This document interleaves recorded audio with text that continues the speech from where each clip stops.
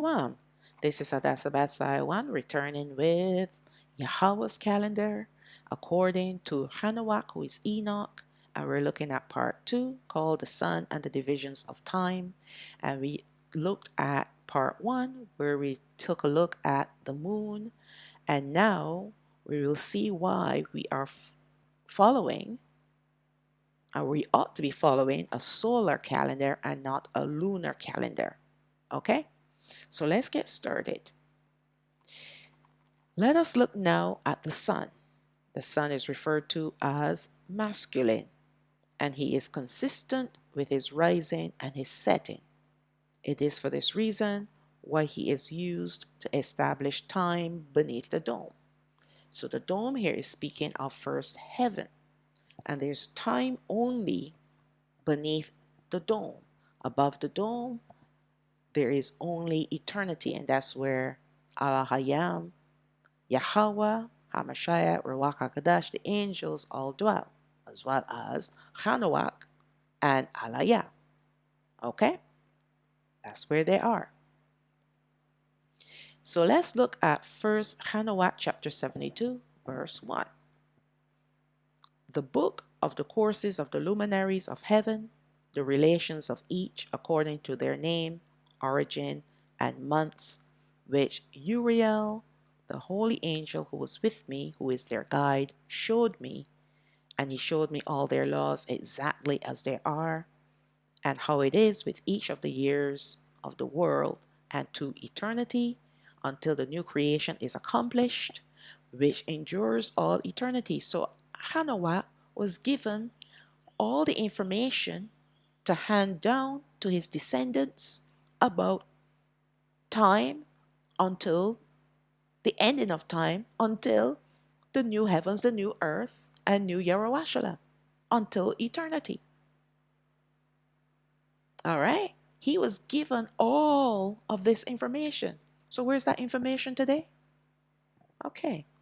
He wrote it down in books.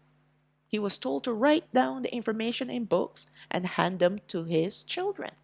And his children were supposed to hand them down to their children.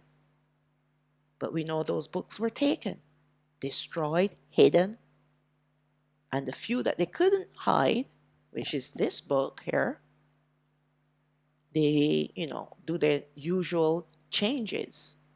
But we have, thankfully, Rawach HaQadash to help us to discern what is truth from what is a lie. So let's move on to verse 2, and this is the first law of the luminaries. The luminary, the sun, has its rising in the eastern doors of heaven and its setting in the western doors of heaven.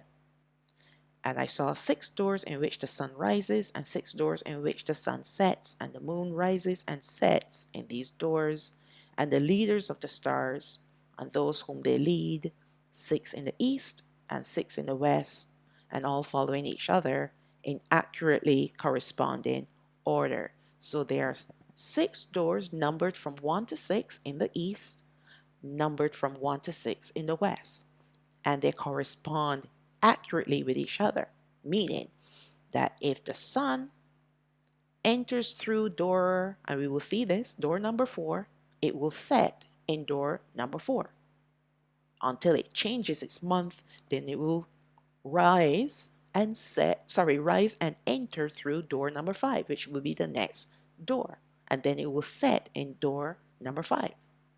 Okay? Verse 4. There were also many windows to the right and left of these doors. And first there goes out the great luminary named the sun, and his disk is like the disk of heaven. And he is quite filled with illuminating and heating fire. So when it says that his disk is like the disk of heaven, Chanawak gave the same description for the moon. But what he's describing here is the movement of the sun that follows the curvature of the heaven, the dome. All right? And he says that he is filled with illuminating and heating fire. So we see now that there's a difference between the sun and the moon. They're both, Chanawak called them luminaries, and they're filled with light. But the sun is 7 times brighter than the moon. The sun is also filled with heat. So the light that it produces also comes with heat.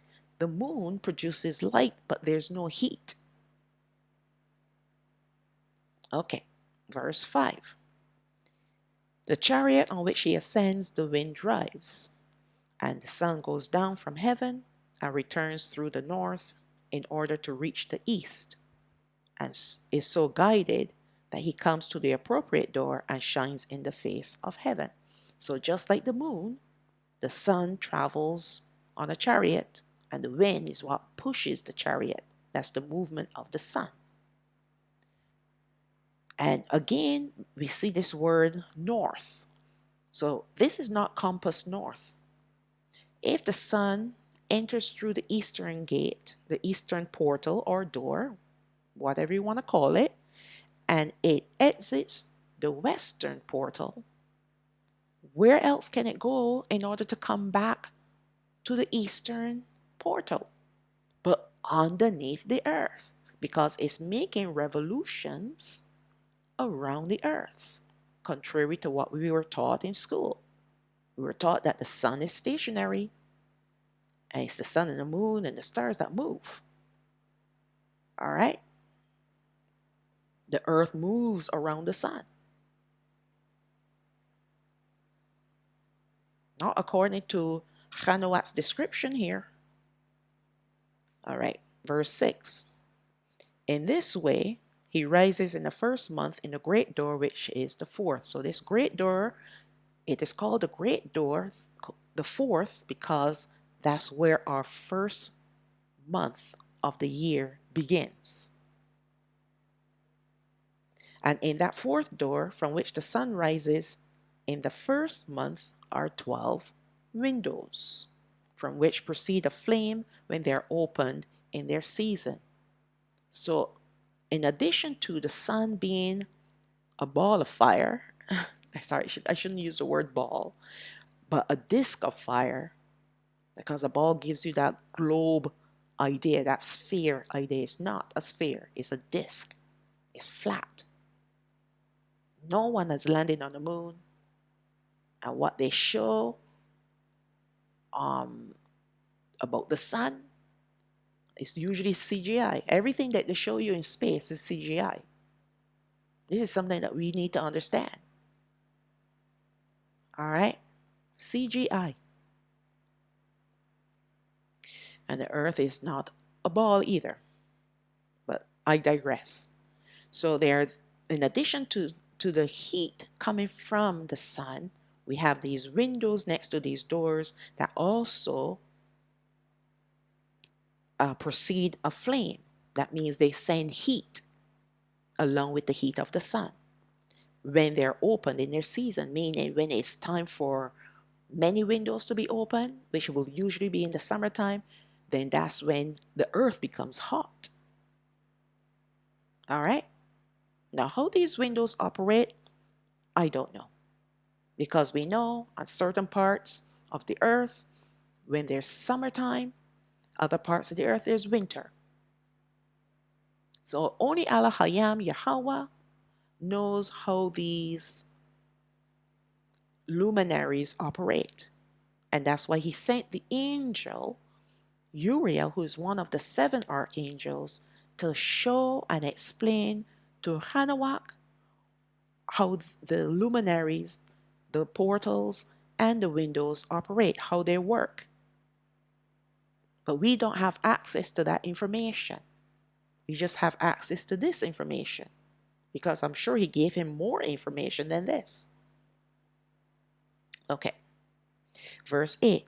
When the sun rises in heaven, he comes out through that fourth door 30 mornings in succession and sets accurately in the fourth door in the west of heaven. And during this period, the day becomes daily longer and nights grow shorter to the 30th morning.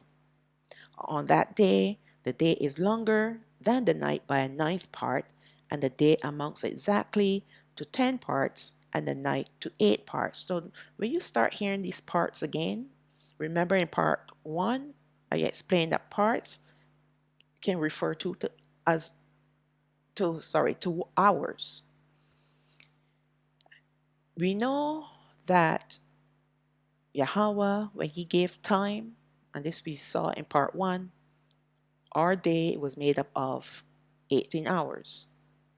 So when you see the calculations here that Chanawak is given, when you do the additions, it should come up to 18 parts or 18 hours. All right? 18 parts or 18 hours. So let's pick up from verse 11. And the sun rises from that fourth door and sets in the fourth door and returns to the fifth door of the east 30 mornings and rises from it and sets in the fifth door. So I'm going to give you a few more of these verses so you can get the hang of the language that Chanawak is using. But I also did a diagram that gives you a snapshot of exactly what he is describing here. All right, so I'm not going to go too much into explaining here. I will explain when we get to the actual diagrams. All right, but just understand that our month begins in door number 4. The sun rises and sets in door number 4. But when he has completed his revolutions, he's completed his month, then he rises in door number 5. And he does the same thing back and, through one door in the east, through the other in the west for 30 more mornings until he moves on to door number 6. Okay? Verse 12. And then the day becomes longer by 2 parts and amounts to 11 parts, and the night becomes shorter and amounts to 7 parts. So this is all going to help us to determine which month belongs to which door, right? That's why it sounds like there are a lot of words and lots of information, and you have to take it slowly. And that's why I did the diagram so that you can see it on one page without the words. You can see the numbers, and then you'll be able to grasp the concept of what he is saying. Now, in order to understand these calculations of time, we have to know that time was changed by the Romans. Yahweh's time that he gave to us was this: 1 hour was equal to 90 minutes. 1 day was equal to 18 hours. 1 week still is equal to 7 days. 1 month is equal to 4 weeks. But this is the difference, because our months, because 4 weeks make a month, is made up of either 30 or 31 days. And we saw that too in part 1. We saw that as well in part 1. And 1 year was equal to 364 days. No longer is it equal to 364 days. It's extended. The Roman changed time to 1 hour now is 80 minutes.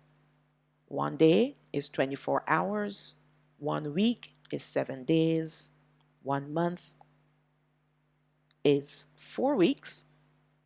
However, the days that make up a month could either be 28, 29, 30, or 31 days. 1 year now, we have either 365 days or 366 days. We looked at that in part 1. That's called a leap year. 366 days is when we have a leap year. We have lost time according to the Roman calculation of time. Remember, they say that we're in 2024. And if you look at the Jewish calendar or the Jewish calendar, they say that we're in the year 5784, which is also wrong. That means we have 216 years left before the end of time. We know end of time will be the 6,000th year. We're not that far away. We're actually closer than we think. All right? And they did this on purpose. They did this intentionally. This calendar is according to Yahawah's time, which is the 90 minutes,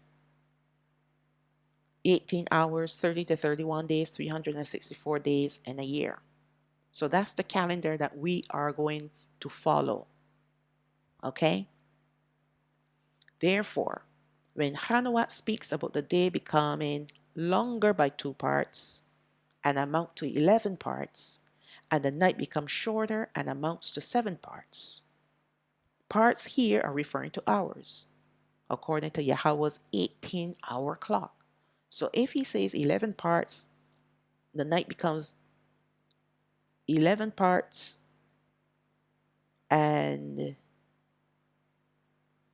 sorry, let me reread that again.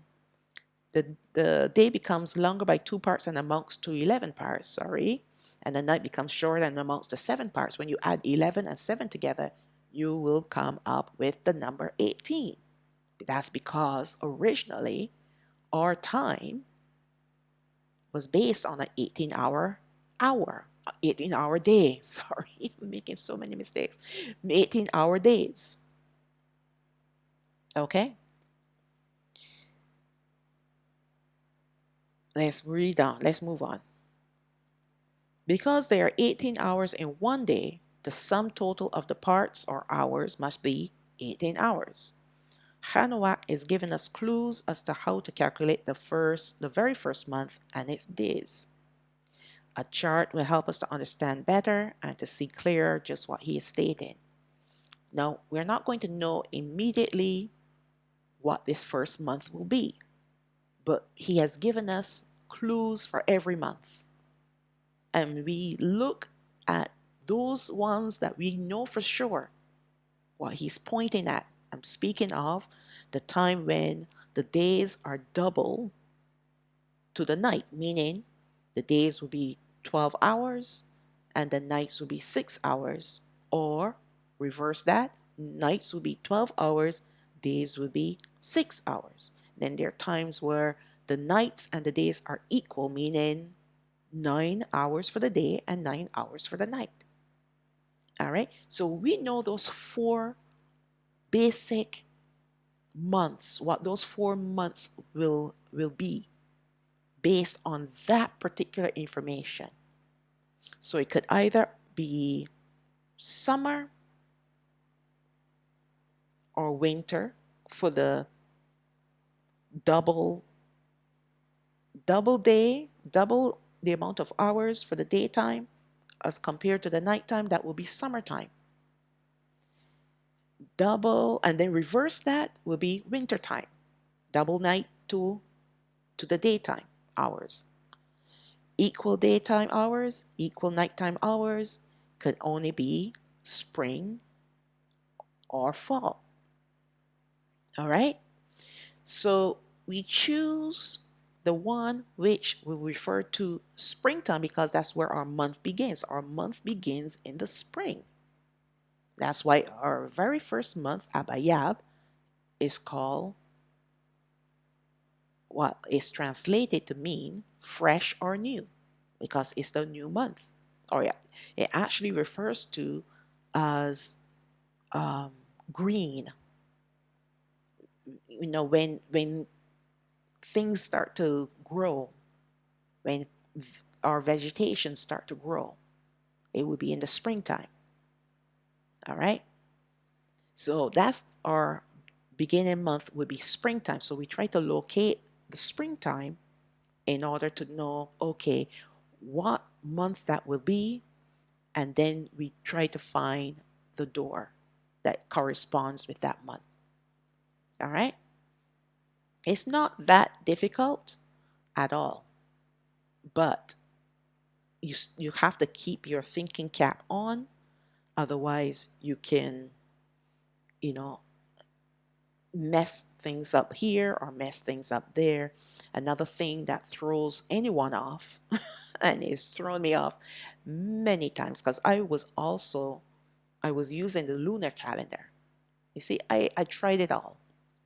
And it's like the most I said, just like his name, no, that can't work, because remember, my established rule for time and the calendar is this.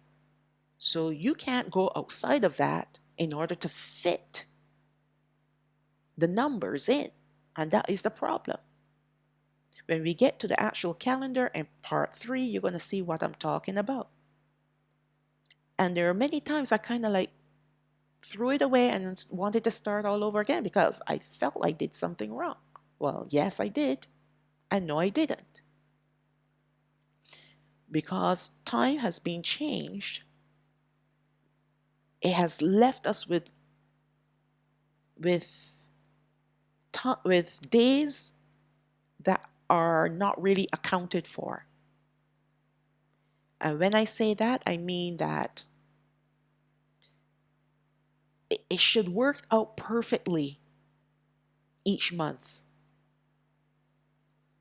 But the Gregorian calendar is imperfect. It is not perfect. And not only is it imperfect, but time that they have given to us is imperfect as well.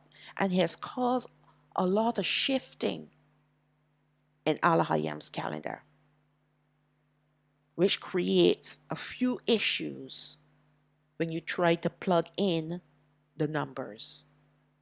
All right? But don't get discouraged, even if, because I've been wrong so many times with everything. I'm telling you, the grace of the Most High, He understands that we have nothing to work with except His Rawach HaQadash and this limited information. And we're going to be fumbling all over the information because we do not understand these concepts. We have been programmed to believe the Roman ways. So now to be unprogrammed and then to fit Alahayam's calendar according to the Gregorian, well, the Roman time, it is going to be difficult. It is not going to be perfect the way how he had it perfect before. But he understands. And you know what he says? Just keep at it. All right? One thing he does not want us to do is to throw in a towel and say, forget it. I'm just going to stay under the Roman ways, the Roman calendar, and go with that. He does not want us to do that. That's the lazy servant that does that. All right? And you might think, well, I don't want to be wrong, so therefore I don't have a choice. Well, you just keep working at it, and when the time comes, whether you're right or wrong, whether we are right or wrong, He cannot fault us because we were working at it and working at it. Okay? So now grace covers us because we're working at it, but grace will not cover us if we decide to throw in the towel. All right? We can't throw in the towel. We're still living in exile. We're far away from our land, far away from everything. And when He regathers us, then He will restore the path of years to us. We will not be living in time. We don't need time. However, we will still understand, okay, this is what He meant, or this is what Chanawak meant in his book. And then clarity will come. But this is all part of our testing too. This is all part of Him processing us, because He could easily send an angel and say, restore our people, the correct path of years, just like what he did with Chanawak, just like what he did with Abraham, our forefather, when he restored his language. Okay? But Alahayam Yahweh is not going to do that at this point of time because we have Rawach HaQadash. And Rawach HaQadash, he gives us encouragement to say, just don't give up. Okay? I just want to see how persistent you are in carrying on. That no matter if you fumble, you slip and you fall, you get back up and you keep at it. Okay? It's a working process. It's a working process. He already knows that this is going to happen, so he's not going to fault us if we land on a calendar and we say, okay, well, okay, this seems to work best because all the criteria that he has given to us fits within this particular calendar that we're working with. The 30 to 31 days, the 364 days a year, and the doors, meaning the portals, corresponding with the months. Okay, so the new moon may be off, or we may be off. We can't let that throw us off. And we can't throw in the towel. We're so close now. All right? He wants to see who's going to be diligent to dig their heels in and say, okay, if this is it, this is it. But I'm not quitting. If he says tomorrow, change it to this, I'm willing to change it to that. All right? So now let's see where we are, where we have left off. Okay. Chanawak is giving us clues as to how to calculate the very first month and its days. Okay, I read that already. Okay, so now we move on to verse 13 of the same chapter. And it returns to the east and enters into the sixth door and rises and sets in the sixth door 31 mornings. So that's the 31 days now. So we have 30 or 31 days that make up our months, okay? So if we stay true to that formula, okay, then no matter what may look off to us, we have to take our eyes off of that. Okay, let's read on. 31 mornings on account of its sign. On that day, the day becomes longer than the night, and the day becomes double the night. And the day becomes 12 parts, and the night is shortened and become 6 parts.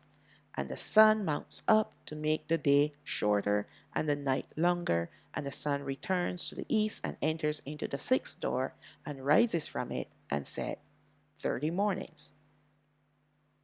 And when 30 mornings are accomplished, the day decreases by exactly 1 part and becomes 11 parts, and the night 7. So the maximum amount of hours will be 12 hours for the day or 12 hours for the night, and then it starts to decrease.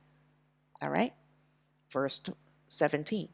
And the sun goes out from that sixth door in the west and goes to the east and rises in the fifth door for 30 mornings and sets in the west again in the fifth western door. On that day, the day decreases by 2 parts and amounts to 10 parts, and the night to 8 parts. And the sun goes out from that fifth door and sets in the fifth door of the west and rises in the fourth door for 31 mornings on account of its sign and sets in the west. So Chanawak did not make a mistake. All right? So the way how the doors are numbered starts with door number 4, then it goes to door number 5, number 6, then it comes back again to door number 6 for another 30 mornings.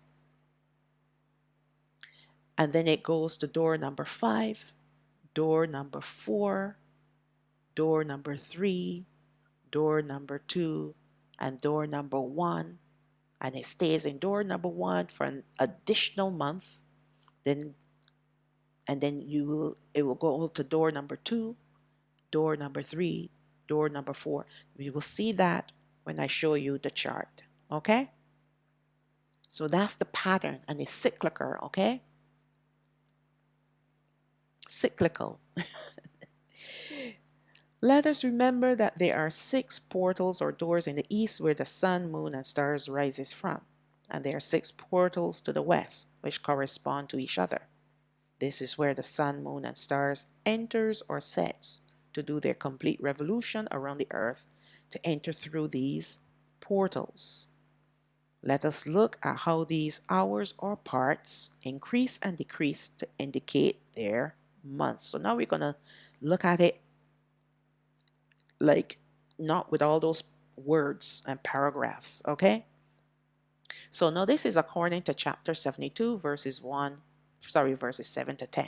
And we're looking at the first month, and this is how I'm going to do the description, but I'm not going to do it for the second, third, fourth, all the way through to the 12th month, okay?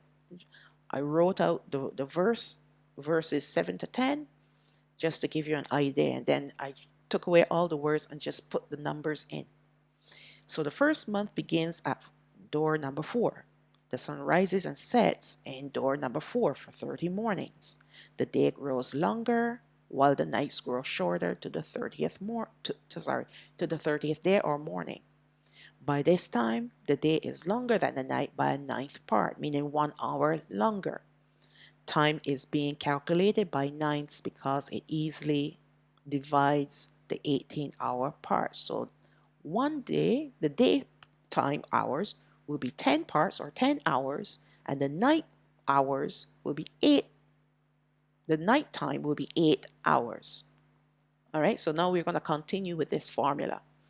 Second month, the sun rises from the 4th door and sets in the 4th door and returns now to the 5th door. This is in the second month of the east, 30 mornings, and the day becomes longer by 2 parts, meaning 2 hours longer now.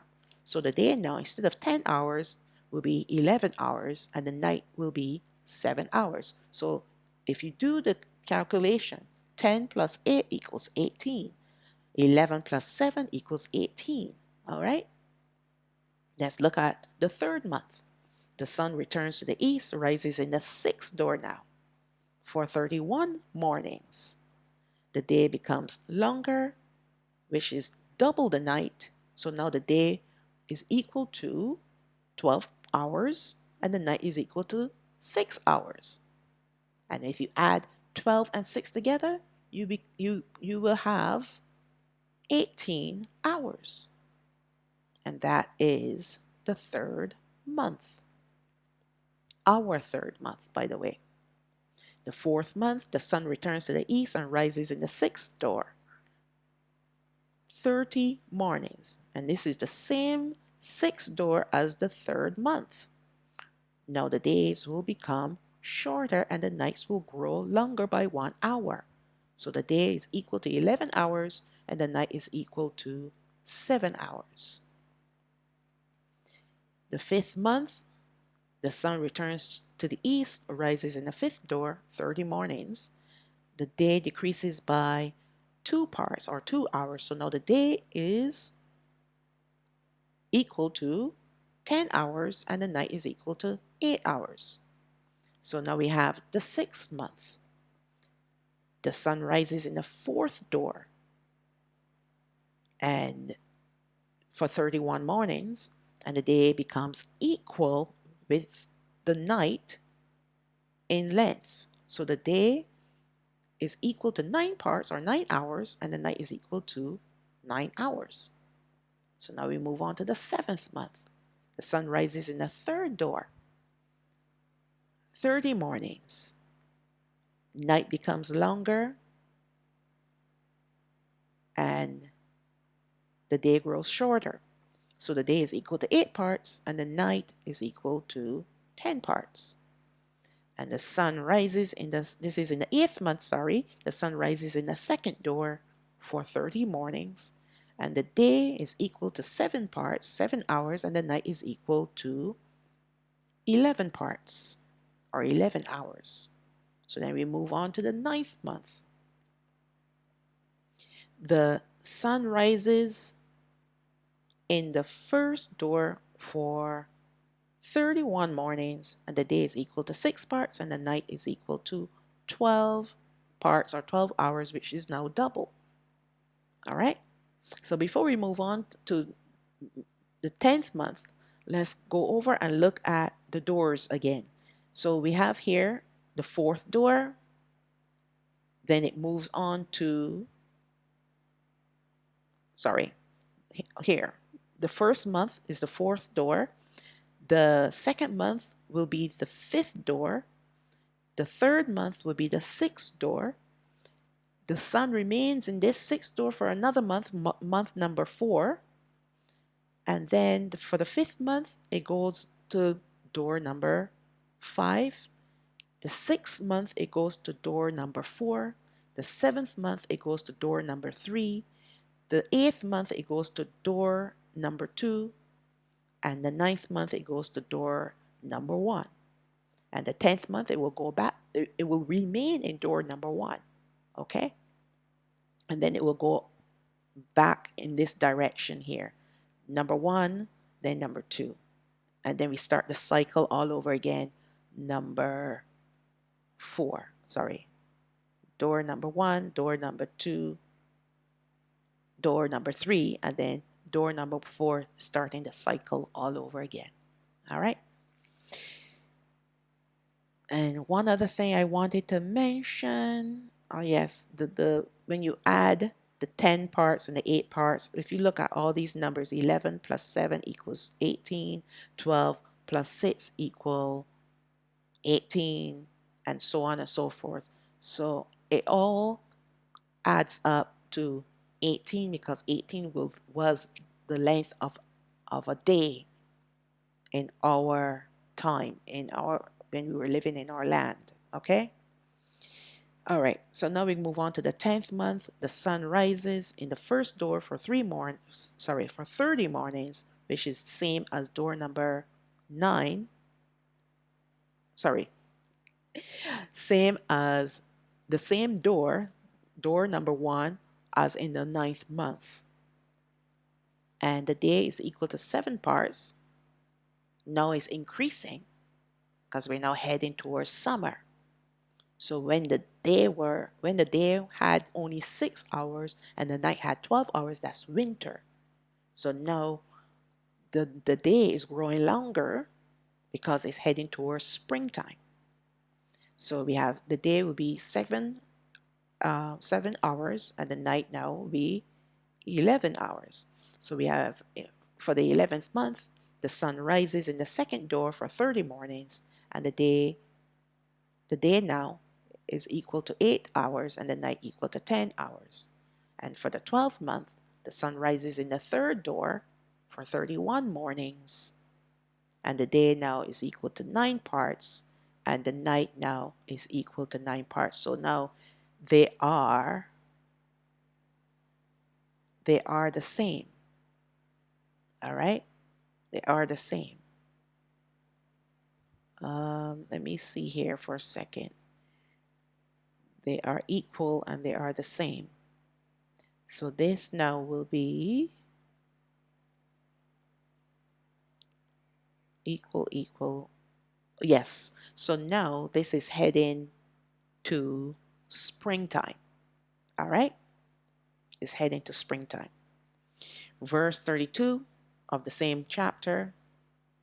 On that day, the night decreases and amongst the 9 parts, and the day to 9 parts, and the night is equal to the day, and the year is exactly as to its days, 364 days. And the length of the day and of the night, and the shortness of the day and of the night arise through the course of the sun. These distinctions are separated. So it comes that its course becomes daily longer and its course nightly shorter. And this is the law and the course of the great luminary, which is named the sun, and his return as often as he returns 60 times and rises forever and ever. So 60 times meaning 30 in the east and 30 in the west. All right? And that which rises is the great luminary and is so named according to its appearance, according as Yahweh commanded. As he rises, so he sets and decreases not, and rests not, but runs day and night, and his light is sevenfold, 7 times brighter than that of the moon. But in regard to size, they are both equal. So the sun and the moon are equal in size. Don't let anyone lie to you and tell you that the sun is 400 times bigger than the moon. That is ridiculous. That is what science have been lying to us all these generations. And yet when you look at an eclipse, the moon can cover the sun. How is that even remotely possible? Huh? How is it that they can use a telescope and see the sun millions of miles away from the earth? That will have to be some powerful telescope. And for the sun, for the moon to be the same size in order to cover it in an eclipse, well, that means that the sun will have to be extraordinarily far. But you see, they throw numbers at us because our brains cannot compute millions of miles away. We can't compute it. And we take their word for it because they're supposed to be the experts, right? And then they teach the people in school, whether men or women, who become teachers, and they teach the little ones this nonsense. And so this lie have been going around for generations. But our forefathers knew the truth, that the sun and the moon are beneath the dome, and they're both the same size. All right? And they come up with all kinds of crazy explanations for why we can't feel the earth spinning on its axis or around the sun. They have all kinds of crazy explanations that really don't make any sense. And don't tell me that they've sent people up in rocket ships and this and that. That's all Hollywood production, people. Hollywood production. No one's been up in space.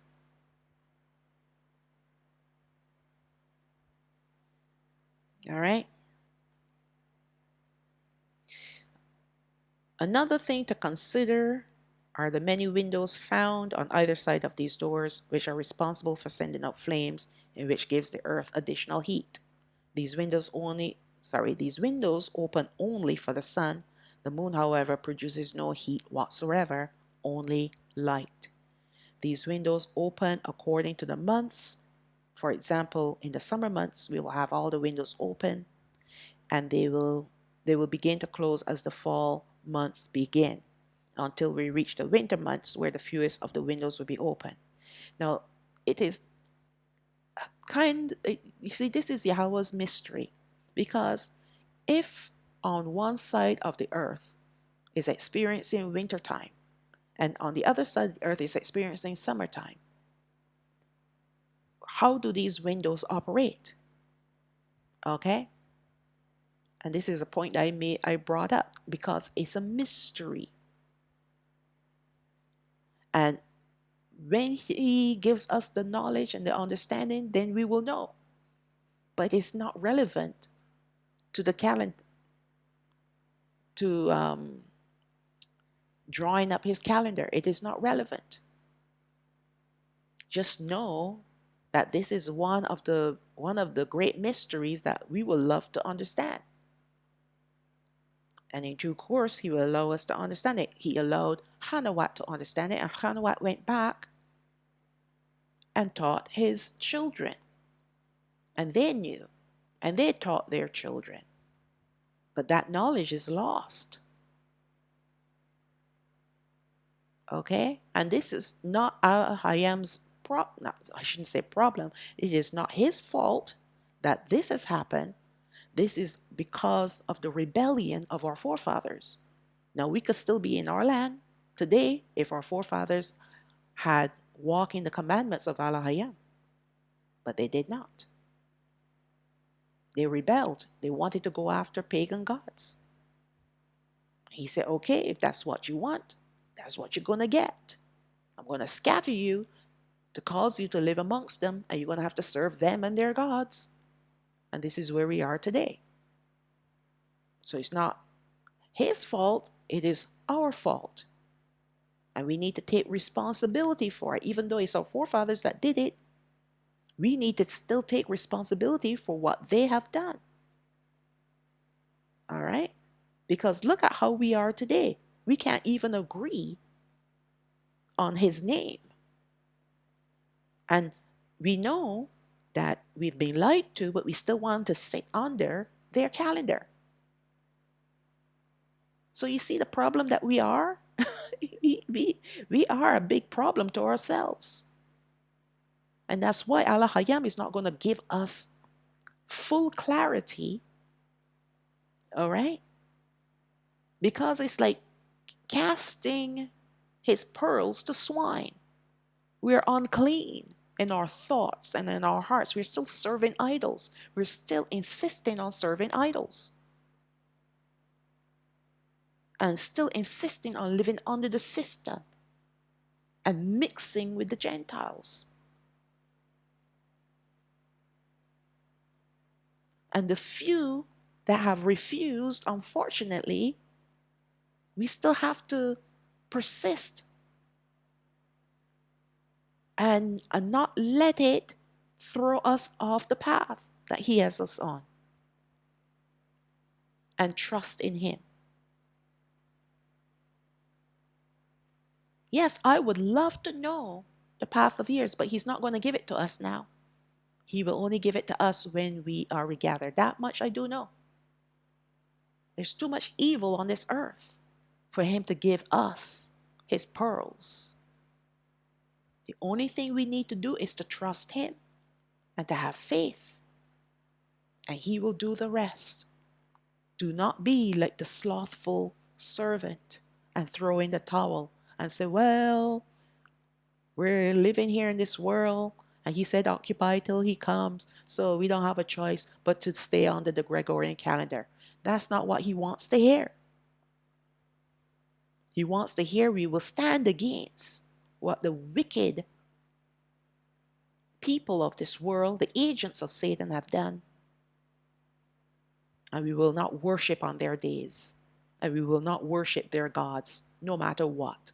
No matter if I lose my job, lose my house, lose my car, what have you. I stand my ground.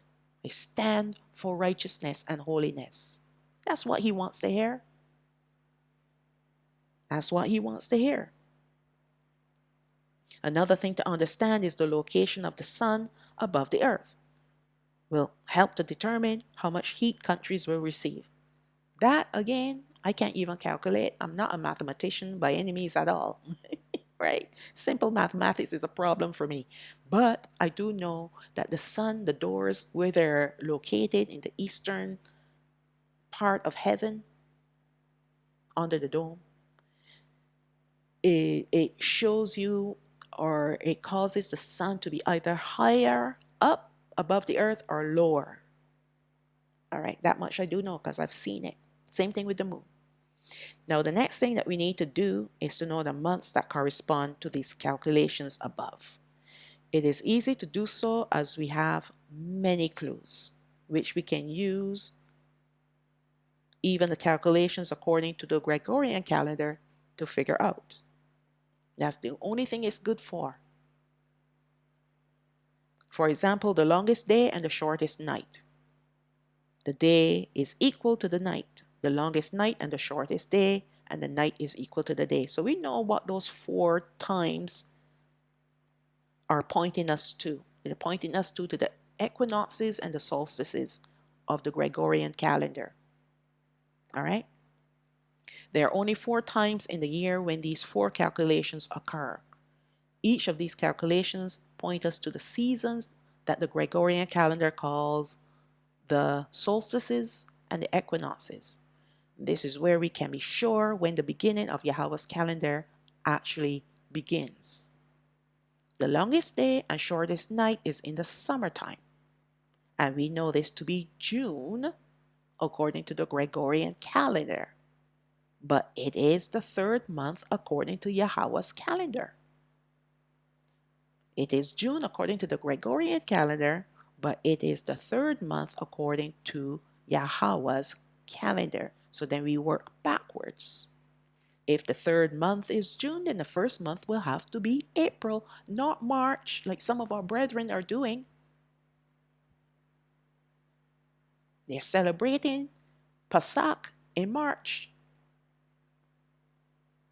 And they call in March our 1st month. Yes, March 21st is the beginning of spring, but it's not the beginning of our month. Let's read on. The calculations of the actual days will take more work, however, and it can become a bit complicated. Keeping it simple, we will determine the months, and the actual days will be given in the form of calendars that I have worked on for some years now. I've worked on and worked on and worked on for, I would say, 6 or 7 years. I'm not joking. Not joking. Because it is so complex. But with each failure, he gives me a little bit more clarity why it cannot be that way. It's the same thing with the language, right? We can't be afraid to fail. You can't be afraid to be wrong. It's when you want to be wrong and strong, now you need to be afraid because that's pride. But when you're wrong, you say, Father, well, help me if I'm wrong. If I'm wrong, I beg for forgiveness. Show me the right way. Right? When I went through all the names that I've heard people calling him, and then he said, look, you need to learn the language, right? Learn the language and you'll know my name. Did he get angry? No. Because he knew that I was like a kindergarten person. The level of my understanding was at kindergarten level. I was now learning and understanding my identity. Right? And there was no one to really show me the ropes. I had to figure this out with Rawach HaQadash.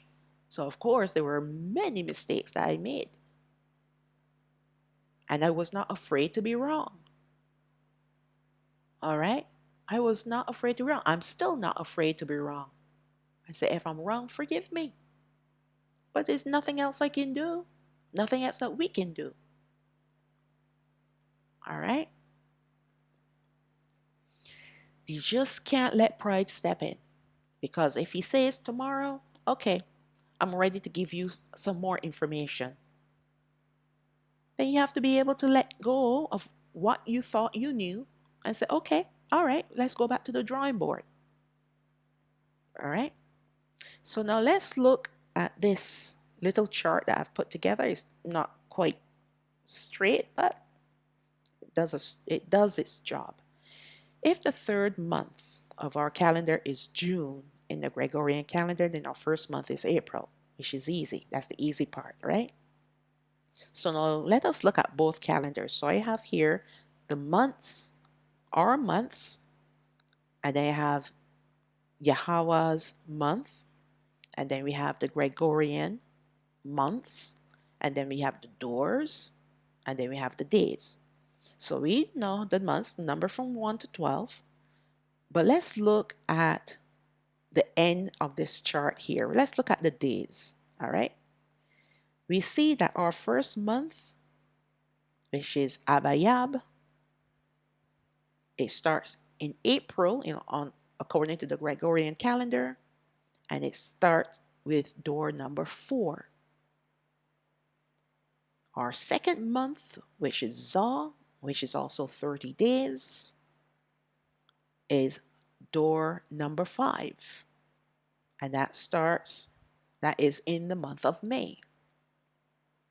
Our third month, which is Sayawan, is made up of 31 days. And this is the time when the day is 12 parts and the night is 6 parts. So the day now is twice as long as the night. And this is the summer month.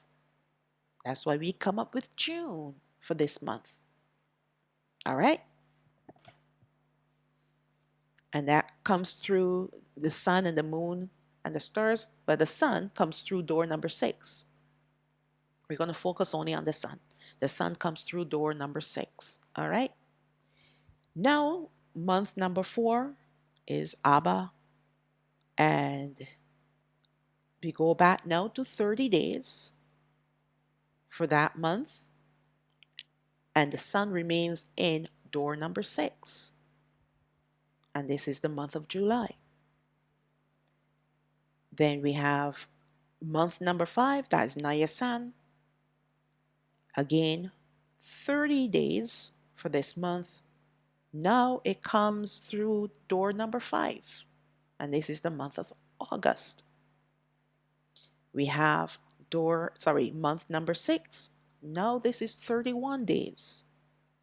And this is the day where it's equal to 9 parts or 9 hours, and the night is equal to 9 hours. This is autumn, because after summer we have fall or autumn. Equal day, equal nights, as far as the hours are concerned. And this is now door number 4.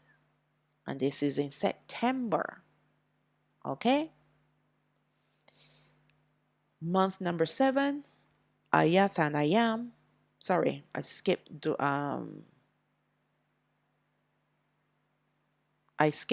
name of the month for September is Alawal. Okay? Month number 7, we have 30 days. And the name of that month is Alahayam. And I know it's a mouthful. And that is the month of October. And it goes now to door number 3. That's where the sun comes through and sets. It rises and sets in door number 3 for 30 mornings. Month number 8, for 30 days, the sun rises and sets in door number 2. And this is the month of November. That's according to the Gregorian calendar, but our calendar, we call it Bawal. Month number 9, again, we come to the 31. Now, do you see the pattern? Well, we're going to go over that when we finish this.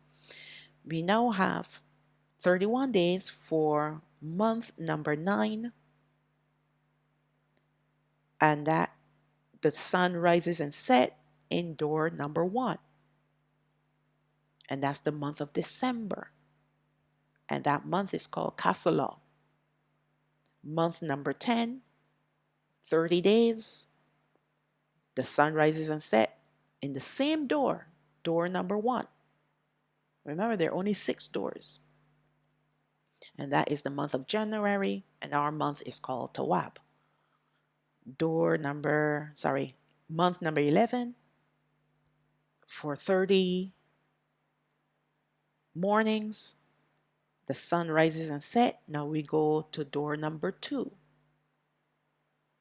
And that is the month of February, called Shabbat. Not the same as Shabbat, which is our day of rest, Shabbat. All right? And that coincides with month of February. And then month number 12, 31 days is this month, because we now have 9 parts for daytime, and nighttime is 9 parts, and that's spring. Now I had skipped over the winter month, which will be December. It has 6 hours for the night. 6 hours for the day, 12 hours for the night. So the night is twice as long as the day. That's winter. So in going back to March, sorry, month number 12, which is March, the sun rises and sets in door number 3. And that is the month of Adar for us. Okay, our last month of the year. And then it starts all over again. It goes back now to door number 4, because that is now our month number 1. So after 12, we start all over again, month number 1. So let's look at this pattern of days. We have 30, 30, 31, 30, 30, 31, 30, 30, 31, 30, 30, 31, and then it will start all over again, 30, 30, 31. So it is cyclical, okay? And when you look at these 31 days, they coincide with the summer solstice, the autumn equinox, the winter solstice, and the spring equinox. All right, I think that's the correct terminology. Even if I'm wrong, forgive me. All right, I don't really study the Gregorian calendar. So let's call the names of our months. In the part 3, we go into a little bit more detail about our months, because our months are spectacular. We have Abayab, Zaw, Sayawan, Abba, Nayasan, Alawal, Ayathanayam, Bawal, Kasala, Tawab, Shabbat, and Adar. Now, I know the Jewish people in our land called the first month, they call it Nisan or Nayasan. But we will address that in part 3. Okay? Right now we are looking at the sun and the calculations and so on, so that we can understand how to come up with our calendar. So this is the pattern here, 30, 30, 31, that we have to follow. And you see how consistent it is. And when you add those days up together, you come up with 364 days. All right? And you can't go wrong. So you know that our year, our first month is always Abayab, and it starts in April. So currently we are in April, and I'll give you a heads up. And because yes, today is the 10th. Today is the beginning of our month. Today is day number 1 of Abayab. Okay? So I'm giving you a heads up. And that is calculated according to the new moon. The new moon was April 8th. I know there are a couple of days, but I'll explain all of this in part 3. Okay? So this month is our Pesach month, or Feast of Unleavened Bread month. Okay? Okay. So hopefully I'll try to get part 3 done quickly so that you can see it and know where our Shabbat will begin, and for this month. Yes. And by the way, today is our new moon, our special new moon month. Yeah. I discussed that in part 1. So today is our special new moon month that commemorates what happened to Noach, because Noach celebrated this month. Okay? All right, let's move on. Now we've completed the sun cycle. Now we're going to go into what we were taught in school. And this is what we were brainwashed to believe, whether the educational system or scientific programs on television or social media and the media and even religions. We're told to believe the following. All right? The distance from the earth to the sun is 149.89 million kilometers, or 93 million miles. So the sun, or the earth, is 93 million miles away from the sun.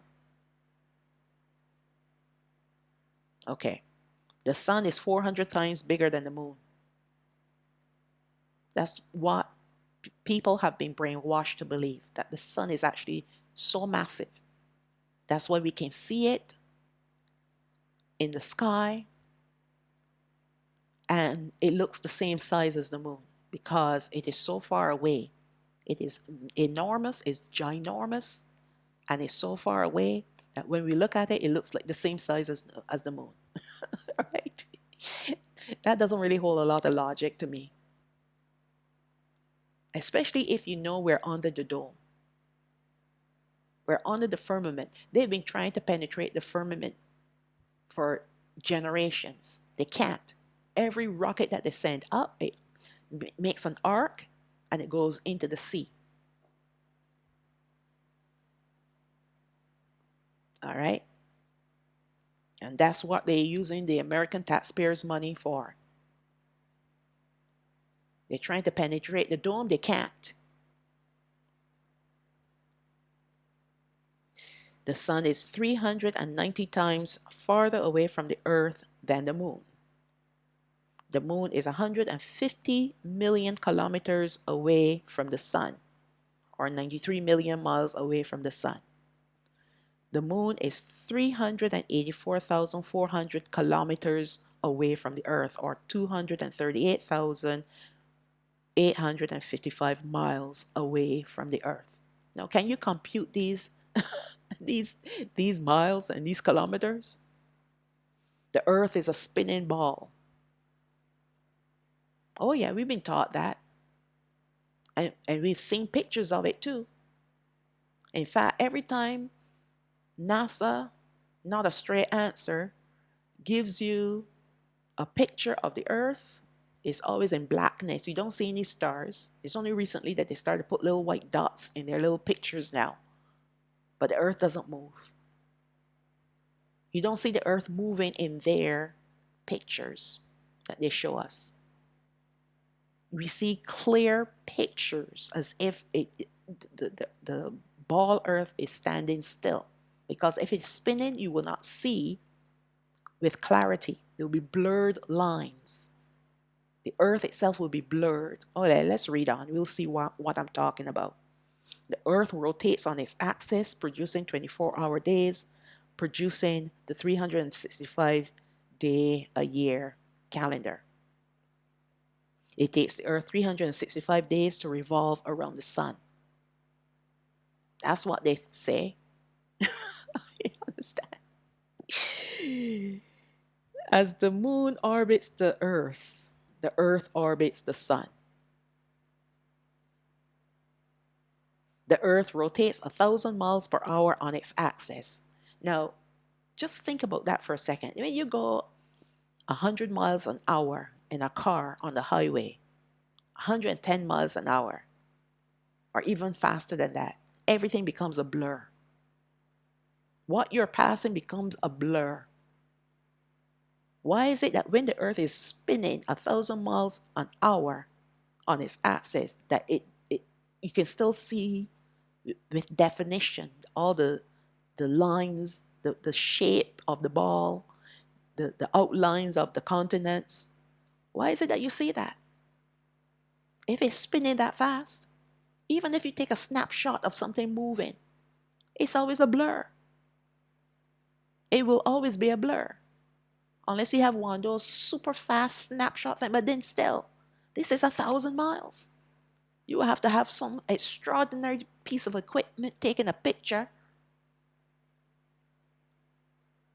You see, and this is the thing that confuses me, that people that claim to be smart, okay, they went to university, they went to college, and what have you, they do their masters and their PhDs, and they can't put these pieces together to say, well, that doesn't make sense, because they're brainwashed. If you say you believe what the teacher is telling you, then you're going to be brainwashed. That's witchcraft. That's what it comes down to, witchcraft. I was having a conversation with a friend yesterday, and this person was saying to me that why is it that people can't seem to figure out, because we were talking about the eclipse, right? And all the related things that people were saying about it. And what we were marveling at is, how is it that people believe all these lies that and narratives that are out there concerning the luminaries. Why would you think that the sun is 400 times bigger than the moon? How can you believe that? And yet the moon has to pass in front of the sun and block it out, block out the light. And we know that it blocked out the light because the earth went dark. How is it that people cannot think that, okay, any differently from what they're saying? And you know what the Most High said?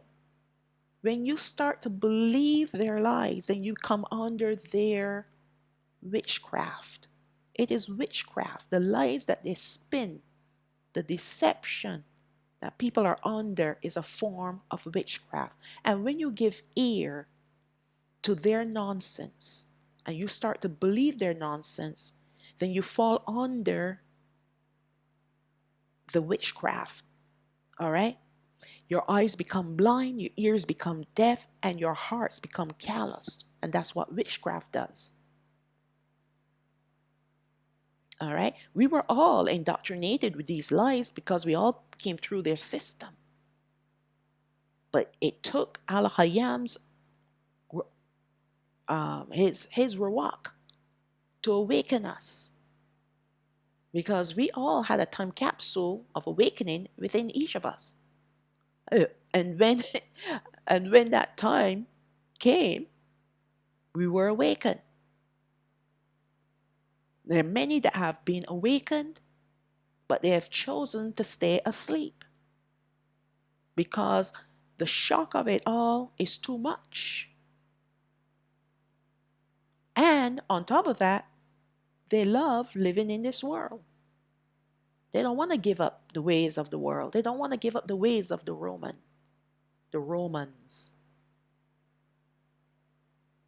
It's all deception, and deception is witchcraft. And then we have the earth revolves 67,000 miles per hour around the sun. Now, can you imagine that speed? A ball spinning that fast, and our heads aren't spinning. You know what they use as an excuse? How about the fact that there's water on the ball and the water isn't flying everywhere in space? Do you know what they say? Gravity keeps it together, and gravity keeps us on the ball. Plus, everything is moving along with the spinning ball, which doesn't make any sense, because if you put, say for example, you get something sticky but wet, and you put it on a ball and you start to spin it, what happens? It goes flying off. It goes flying off.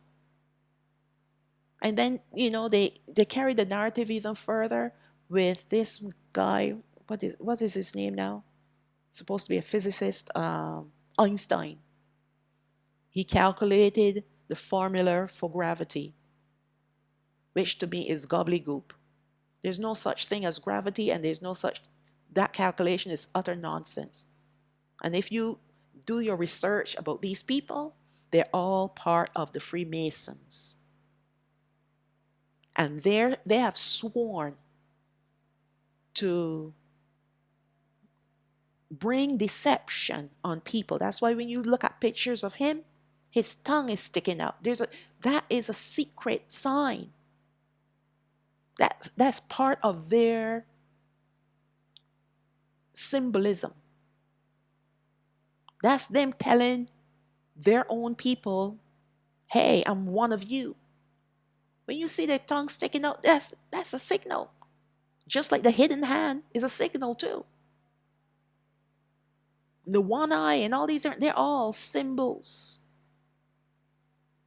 And they're there to cast spells on us, to keep us under their deception in the dark, not knowing the truth. Keep us believing that the earth is rotating on its axis 1,000 miles an hour while spinning like a crazy maniac 67,000 miles per hour, not even per day, per hour. Do you know how fast that is? And we still, anyways, to comprehend their nonsense, you got to be under their deception. And anyone that, gets upset when you start talking about flat earth is because they're under deception. All right? They're under deception. I don't bother my head telling people anything because it upsets their apple cart. If they want to know, they'll ask. When they ask, then I say, I have this platform that I do my messages for those who want to know the truth, because I know the truth sets us free. All right? But for all other people, I don't go out there and say, well, by the way, the earth is flat. No, don't get into those kind of conversations with foolish people. What did the Father say? Do not cast your pearl before swine and give not what is holy to dogs. Then you get into arguments. And some people get so highly offended they want to kill you. He said, make peace. Walk away from foolish people, from ignorance. All right? Ignorance is an evil spirit. Okay, let's go on. Why don't we feel the earth spinning? Now, this is the reason why what they're saying here. The main reason is because we, along with everything around us, from the trees to the buildings, are moving right along with the earth. Now, does that make any sense to you? Everything is moving right along with us, so therefore we will not feel the sensation of spinning. We also don't feel Earth's spin because Earth's motion is very smooth. When you're traveling in a car on the highway, you are going the same speed as the car. I'm telling you, these people come up with some stupid ideas and people actually buy it. Educated, so-called educated people buy it. That's why book sense is not common sense, and common sense is very rare these days. Common sense is not common. All right?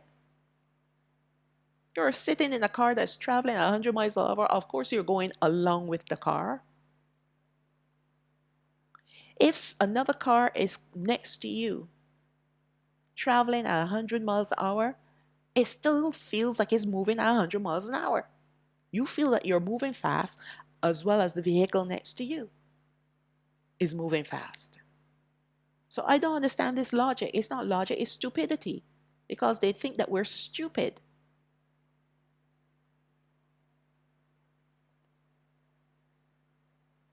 Do we have a choice in this matter? Yet we feel the movement of the car driving forward. Yes, we feel movement when we are in the car. And it's confirmed when everything whizzes past us. Even if we're riding on a bicycle, we feel movement, the movement of going forward.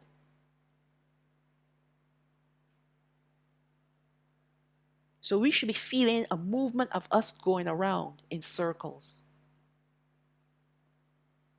Now, I remember I said in part 1 that I have this app. You see, these people are they think that they're smart, but they're not very smart, because they created an app that tells you the location of the sun, moon, and stars as it revolves around the earth. And you can find the sun, the moon, and the stars beneath the earth. I'm not joking. You can see it. You can find it. And for some reason, this app is called Skyview. I call it Skylight, but it's called Skyview Light. And it's calling for an upgrade in my phone, which I don't have as yet. But it worked for me earlier this year, and all of a sudden it's not working. You see, the devils. Their app proved them wrong. And it shows you the path of the stars, the path of the moon, and the path of the sun as it revolves around the earth. I'm not joking. I'm not joking. When the sun is set, if you wait a few hours outside, it's pitch black or what have you, and you point your app, the same sky view app, parallel to the earth, you're going to find the sun beneath the earth. And it shows you the path and the time when it will rise again. This is their technology. And yet they want to tell us this nonsense. And we believe it. Well, not we. Many people believe it. Why can't we feel the earth rotating on its axis? Apparently, it is not possible to watch the earth in motion because it makes one revolution every 24 hours. And yet it's spinning at 1,000 miles per hour on its axis. Now, does that make any sense to you? So that means then it rotates at 24,000 miles for 24 hours on its axis. But yet it's going slowly. It's going so slow that we can't see the movement. But yet they're telling us it rotates at 1,000 miles per hour. You see, these people, and they just throw things at us like, oh yeah, they're under the web of deceit. You can throw anything at them, they'll believe it. You can tell them the sky is orange and they'll believe it. Why can't we feel the earth revolving around the sun? Same stupid answer as above. How do planes fly if the earth is spinning? A plane can fly in any direction regardless of the earth's rotation because upon takeoff, it does not lose the speed with which it rotated around the earth when it was on the runway. Oh my goodness. That's a stretch. That's Pinocchio right there. Sheer lies. I call it here unbelievable and utter rubbish, dumbfoolery. So here's the thing. If the earth is spinning 1,000 miles on its axis and at the same time revolving at 67,000 miles per hour around the sun, and the plane takes off, then how does it land? How does it manage to land in the place where it wants to land? Because the earth is moving. But what they're saying here, as the earth is moving, the plane is moving too. So why does it need to take off?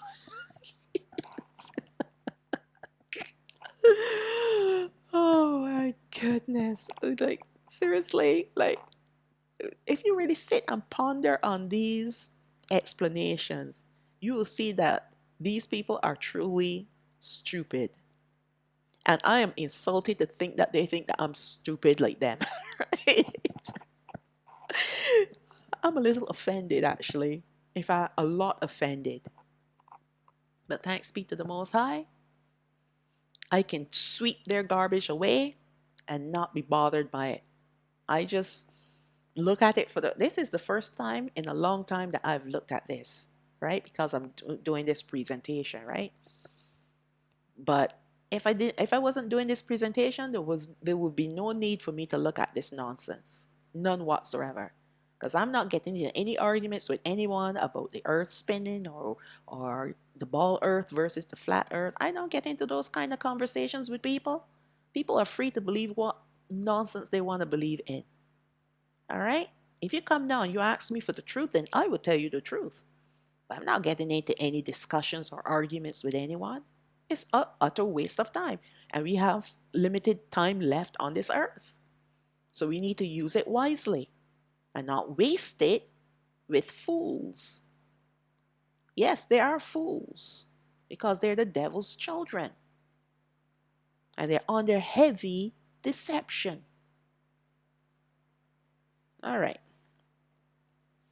The plan was put in play a long time ago to deceive everyone living on the earth and throughout their generations. And they have done a wonderful job at it. There are many layers to their deception, all meant to deny the existence of Alahayam and his people, YAHAWAH'S. That's the whole point, you know. They could care less about the Gentiles. It is us that they want to keep under deception because they know once Alahayam, Yahweh, regathers his people, their time is up. Their reign on the earth is over. So they want to keep us in the dark, to keep us away from the light. All right? If there's space, then there must be other planets with life forms more intelligent than we are. That's why they come up with all these movies. You see, one of the worst inventions was the television. One of the worst. Why? Because with it came the programming. All right? The programming. All you need to do, and this is what Satan does, is to plant a seed of doubt or plant an idea, a possibility. Look up at the stars. There's so many stars, and Earth is like a star, like a spinning ball in this ever expanding universe. So why can't there be other beings? So let's introduce the other beings in the form of aliens.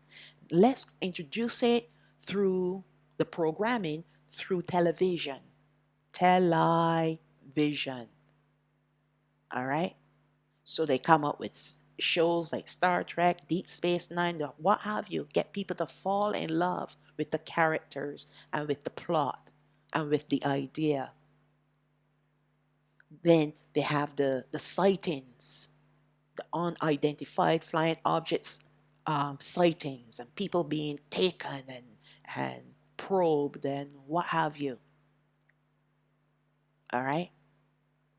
It is, and it has been, a deception, many layers to this deception, to try to deny the existence of the Creator, who we know as Yahweh, and His chosen people, which is Yashrael.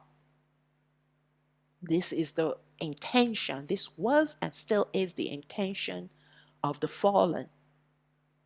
And they have many agents helping them throughout the ages to pull this off. But what they did not bank on was the awakening of his people. Even though we have been 400 for 4 generations away from the knowledge of who we really are, under their hand, under their indoctrination. So they layered it through the educational system, through religion, and what have you. So that if one layer comes off, there's another layer that will keep us in darkness. But what they did not anticipate was that the light, which is truth, that was hidden from the foundation of the earth, because Alahayam already knew who belonged to him in the last generation. All right, that he is going to regather. And so he has placed a time capsule of light inside of us on a spiritual level. All right, so that at its appointed time, it burst open and it penetrated the darkness, the many layers of darkness that we have been under all these generations. And he now, with his Rawach, has been sloughing away the many layers of lies until we get to the basics, the base zero, where there are no layers anymore. So now he is infusing us with more truth, because he's been doing this throughout the time, you know. This is what helps to slough off the lies. Every time we are infused with truth, we come into the revelation of the word of Alahayam. It sloughs away the lies. And that those lies can't come back. Because what the enemy would love to do is for us to doubt that, oh, yeah, I know I used to believe and then I stopped believing in the spinning ball, but what if I'm wrong? No, because the truth now is a part of us. Those lies can't come back. They're destroyed. They're completely destroyed, eradicated. You can't go back there, even if you wanted to. And you don't want to because you realize how rotten these people were and how long we have been under, our parents have been under these same deceptions. And their parents, and their parents, to the generation that was brought in the ships. They were force-fed these lies. And then their children were indoctrinated afterwards. All right, it was a plan that had worked beautifully until now. And that's why they're running around like chickens without a head, trying to do damage control and spreading a lot of agendas and narratives to at least recover as many of the people that have been awakened. And they're doing a good job at that too, by the way. A very good job. Because a lot of people that claim that they're awakened, they're still submitting to the narratives and the Roman ways. Okay, let's move on. So that's why they talk about space being ever expanding, and they have planets and there must be life form. You see, that those were seeds that were planted through these many television shows and movies. If we're living on this earth and there are other planets out there, that's the first lie, because there's no such thing as planets, there are stars. Then it means that there could possibly be life forms on these planets. And then they come up with not a straight answer, never a straight answer, which is NASA, which is sending up rockets and space shuttles and what have you to explore the moon, sending out Mars rover to explore Mars. And they're searching and looking for another planet because this planet is falling apart, and so they need to relocate people to another planet, a planet that is similar to Earth, right? And if there's billions upon billions of planets out there that have not been explored, definitely there got to be one that's this closest to us in atmosphere and what have you, with water, nice fresh air, clean air. Oh yeah, sell that idea to the fools out there. Get them to despise the earth. Oh, the earth is falling apart. Who's causing it to fall apart? Their technology. They're the ones spraying the air, putting poison in the air, manipulating the weather, putting poisons in and that whatever is in the air goes into the soil. They're the ones doing it. They're the ones that came up with cars driven by using gasoline, putting pollution in the air. There were people that came up with vehicles that can run on water. That is clean, isn't it? Oh no, those people disappeared, and that technology disappeared as well. They don't want that. They want you to use fossil fuel, because they want you to be dependent on them for the fuel to put in your car. And that's why they can raise the prices of the oil, and they can lower it a little bit, they raise it higher. See people hollering every month. Can't put a full tank of gas in their cars anymore. Too expensive. Now they want people to turn to electricity. They're claiming, oh, climate change, this and this and this and that. We're damaging the earth using fossil fuel. So let's turn to electricity. And it's all these cars that they've created, that they've made, these electrical cars, they're now um, living in lots because they're bursting in fire. When you plug them in, they just burst into flames, exploding. All right? All this is their technology that they are using to try to convince the mass number of people who are usually the indoctrinated ones into their lies. And when people believe their lies, then they follow and do what they say to do. And if you don't follow in line, then you become the enemy of that person. This is what happened in 2020 when the jibby jab came out. Well, not 2020, that was in 2021, 2022.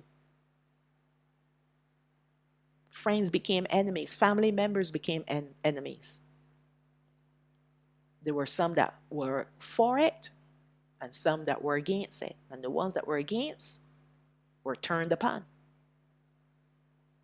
But I digress. But these are the narratives, these are the agendas that they put out there to convince the world of their lies, to convince us that they are the experts, they know what they're talking about, and we're the stupid ones, we have to take their word for it. All right? Okay. To explain space, there must be unbelievable distances that our minds cannot compute. Hence the possibility now that there must be planets in distant galaxies and with other life forms. They give us this idea about galaxies. And when you look at their pictures of galaxies, it's all computer generated images. It's not real. It's not real. NASA, never a straight answer, comes into play to push the narratives and the agendas further with space travel, the moon landings, the Mars rover, etc. Now we're hearing about starships and aliens. To also help indoctrinate us, these lies were introduced to us through television, movies, television shows, sitcoms, what have you, and in our educational programs on every level. All to make man like a god and deny Alahayam as creator. Many, many lies we were told. And still many people believe these lies. Still today, people believe these lies. You know, there are people that claim that, oh yes, I'm awakened. I'm awakened to the truth about my identity, but I still believe in the ball earth. I mean, like, these are the lies that these people told us. They told us that we were from Africa. They told us all these different lies about ourselves. Why would you believe anything else that came out of their mouths? They're the children of the devil, and he's the father of lies. So why would you believe them? Because it is safe to believe the lies. You see, when you get into the truth, it disrupts your life. And there are a lot of things you're going to have to give up. And a lot of people, they love the idea that they are Hebrew Israelites. And that's as far as it goes. But that's an oxymoron, in my opinion. In fact, though, I wouldn't even call it an oxymoron. That's just stupidity. Because there's no such thing as Hebrew, and there's no such thing as Israelite. We're neither of the titles. That's not us. That's those people in our land. Because our forefather, Abraham, was called Oberai, not Hebrew. And we were never called Israelites.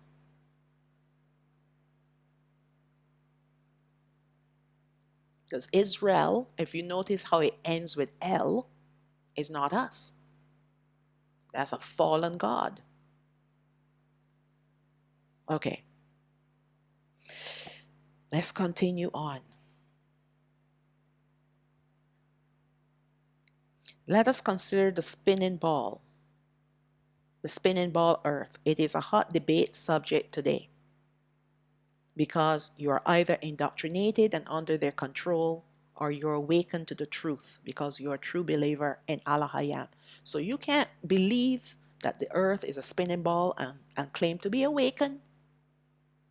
You know what has happened is that you hear something that sounds good to your ears because you've been living somewhat inferior to all other races, and then to think that you are the people, or you are of the tribe, one of the tribes of the people in the Bible, makes you feel special. So a lot of people gravitate towards this identity revelation, or this revelation of their true identity, but they were not given the revelation by Rawach. That's the difference. When you are given the revelation of who you really are, it doesn't stop at just the identity. Then he starts to unravel all the lies that you've been living under, even the lies that your parents and grandparents have been living under. And suddenly you start to see the truth for what it really is, and the lies as well. No, that is being awakened. All right? But if you claim that you're awakened because you discover that you are of Yashraal, but yet you believe in the lies, the Roman lies, then you're not awakened. You're not awakened. And especially when you swear that it is the truth, you are not awakened. You are still in deception, and you're just hanging in there, riding a wave, because this is it's almost like they call it, like you have a wave of people going in a particular direction, and you want to ride this wave along with them because there are benefits, financial benefits. That's why they go and they start their little YouTube channels, and they have their little congregations, because it becomes a way of gaining much wealth. A lot of these Hebrew Israelite camps, they're very well off because they're collecting money from various sources, including the people that hired them to deceive our brethren. It's all about money at the end of the day. So people will say whatever would please the ears of other people. All right? Truth is not popular. And the truth is a bitter pill to swallow. All right? So people, many of our brethren, all those people in Hebrew Israelite camps, let me tell you right now, they're sleeping. The people that are not sleeping are the ones who remove themselves and bring themselves one-on-one with Alahayam Yahweh, because that's who he's regathering. He said one of a city, two of a family. He's not regathering groups. He's saying, I want you to come away with me. I'm not sending any man to deliver you like I sent Masha. He's sending his son to regather his people. He is our deliverer. But in the meantime, we need to sit under Rawach HaQadash and learn the truth for ourselves. It's okay to listen to sound teaching, but glean and learn the truth for yourself from the word of Alahayam through his Rawach, because you need to be infused with truth. You cannot be infused with truth if all you do is listen to somebody's preaching in your ears. You need to seek it out for yourself. And when you persist in doing that, He comes in and he will lead you and guide you. And let me tell you, it is beautiful when he teaches you something that you have never seen or heard before. You know it's the truth because it lines up with the scriptures. All right? Okay, let me carry on. Our forefathers knew the truth and they had the written truth from their forefathers. But because of their disobedience, they were enslaved. Our books either destroyed or hidden. And whatever they were forbidden to destroy, meaning the enemy, or to hide, they changed. That's why the Bible has been changed. They have their pagan gods in there, named Jesus, Lord and God. And Eve is a pagan goddess, and Easter, and all the different pagan gods they have in there. They, the agents of Satan, whether the Romans, the church, the secret organizations, the shadow governments, all plotted together over many generations to carry out this diabolical plan. So the shadow governments, what you see as the governments over countries, are not the true, they're the puppets, but they're the puppet masters behind that pull their strings and tell them what to do, what to say, and when to do it. All right, they're the poster children. But there's a shadow government that is controlling all the narratives and the agendas on this earth. They knew that there is only one people who will be made to know the truth, and that is Yahshua. Why? Because Rawach HaQadash, meaning the spirit of truth, is given to them, and only them. Do you know Rawach HaQadash is only given to Yahshua, not to the Gentiles? So all these Gentiles talk about, oh yeah, we have the Holy Spirit. So we're not for the wrath of, we're not going to face the wrath of the Most High. We have the Holy Spirit as long as we believe in Jesus. Okay, yeah, you believe in Jesus, the pagan God. And with the same breath, you say you have the Holy Spirit. Now, does that make any sense to you? Oh my goodness. Anyways, they are so deceived.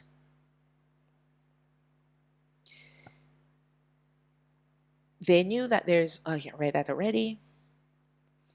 And then we have the son of Alahayam is given to us because he's the way, the truth, and the life. He's also our Savior. He's the one who came to save us from our sins, to save us from the wrath of Alahayam. And he's called Hamashiach Yahawah. So here we are today, living under the Gregorian system, which is the Roman system, and still trying to worship Alahayam using their system, using their calendar. Every Friday, Saturday, you keep as Shabbat. We cannot worship Alahayam using their day of worship. We have to discover the true calendar through Rawach HaQadash, who will lead us into all truth. And the reason why I said that is because the Shabbat is the 7th day, the evening of the 6th to the evening of the 7th. The following week, it must be the evening of the 13th to the evening of the 14th, all multiples of 7. But when you look at the Gregorian calendar and you look at Friday, Saturday, they are not multiples of 7. And even if they were, they're still wrong because it is not his calendar.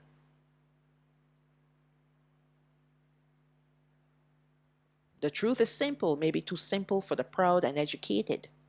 The truth sets us free, and whom the Son sets free is free indeed. If we claim that we are awakened and yet foolishly still embrace the Roman ways, then we are in denial of the truth. And this will put us in danger of perishing.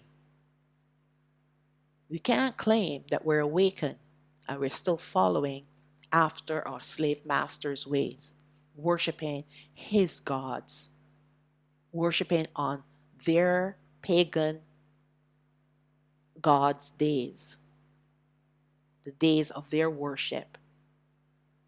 You're not awakened. You're deceived. You have an idea about the awakening and about the slave ships. You go and you do your research and you read up about this, and you go to different channels and you learn about the transatlantic slave trade and all these different things, and you feel good about it because for the first time in your life you feel special. But it's not about feeling special. It's about the truth. And this revelation has to come from Rawach HaQadash. Because when he brings the revelation of your true identity, he doesn't just stop there. He takes you all the way, because now he's clearing away all the debris of lies. Generations of lies that you've been living under. Okay.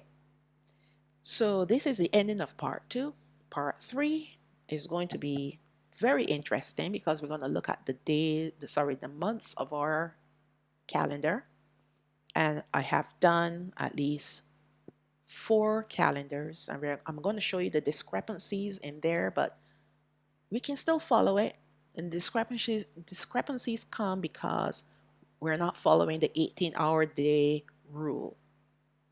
All right? 90 minutes in an hour, 18 hours in a day. We're not living under that currently. We're living under the 24-hour Gregorian Roman time that they have that they have changed it to. All right. Sorry. So with that, we're going to read the blessing for Yashwa'al, taken from Ba Madabar, chapter 6, verses 24 to 26. This is the book of Numbers, chapter 6, verses 24 to 26. Yebarakak Yahawah wa Yashamarak. May Yahweh bless you and keep you. Yasha'a Yahawah panayo alayak wa yachanak. May Yahweh cause his face to shine upon you and have favor upon you. Yasha'a Yahawah panayo alayak wa yasham lak shalawam. May Yahweh lift up his face upon you and give you peace. And now we're going to recite the command. He told us that we need to recite when we lie down, when we get up, when we go out, and when we come in, taken from the book of Alahayam, chapter 6, verses 4 and 5, Deuteronomy chapter 6, verses 4 and 5. Shama'o Yashwa'al, Yahawah Alahayana, Yahawah Achad, YAHAWAH'S, Yahawah Alahayak, Bakal Lababak, Ubakal Napashak, Ubakal Ma'adak. Hear, O Yashwa'al, Yahawah our Alahayam is one Yahawah, and you shall love Yahawah your Alahayam with all your heart, and with all your soul, and with all your might. And with that, I will say, Shalawam, Shalawam, all praises to the Most High. Havaya.